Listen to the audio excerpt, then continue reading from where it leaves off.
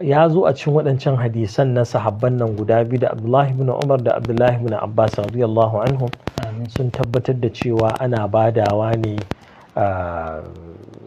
sa'i ɗaya. Sa'i ɗaya shine muddun nabi guda 4.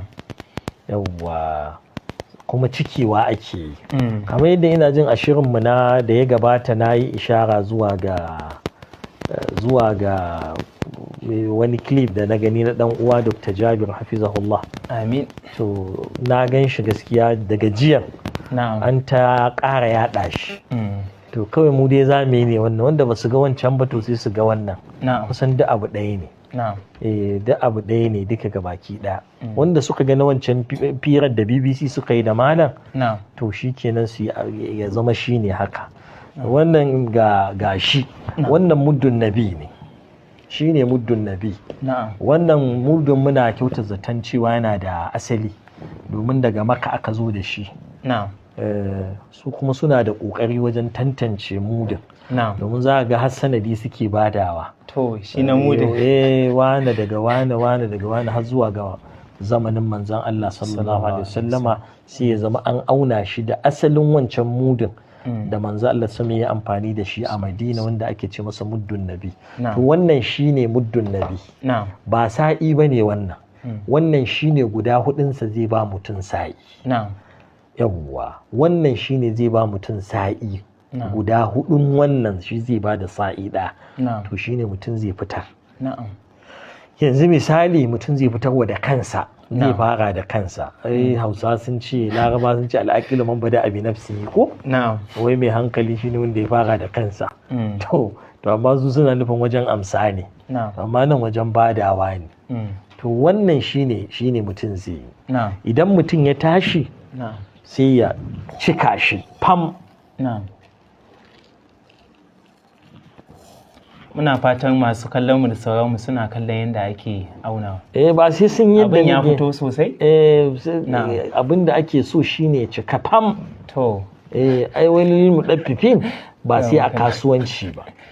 To na'am, ya cika fam. To in ya cika fam to ga ɗaya. Na'am. Sai mutum ya sake cikowa.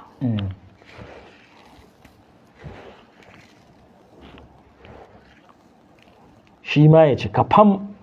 Kada a tauye. To kaga biyu kenan. Na'am. Saboda gudun mantuwa kila mutum yana iya sa ko iyalinsa ko wani ɗansa su zauna su riƙa yi tare, ya riƙe masa lissafin in shi ƙwaƙwalwar shi ba ta cika. Yanzu mutum yana da mata 4, yana da 'ya'ya sun kai 20 da wani abu waɗanda zai fitarwa banda waɗanda suka yi aure. Kaga yana buƙatar lissafi da yawa. 3.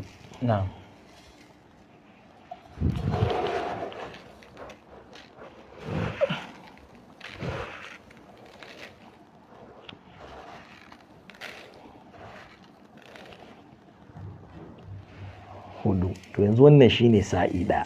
To wannan shine sa'i ɗaya. Mutum ya fitarwa da mutum ɗaya kenan ko ya fitarwa da kansa. To daga nan akwai wani, in shi kaɗai ne shi kenan yanzu wannan shi zai ɗauka sai ya samu wani bawan Allah daga cikin mabukata sai ya bashi. Idan yana da wasu waɗanda zai fitarwa, wato daga nan yadda yi wa kansa wannan to haka zai musu suma duka gabaki da.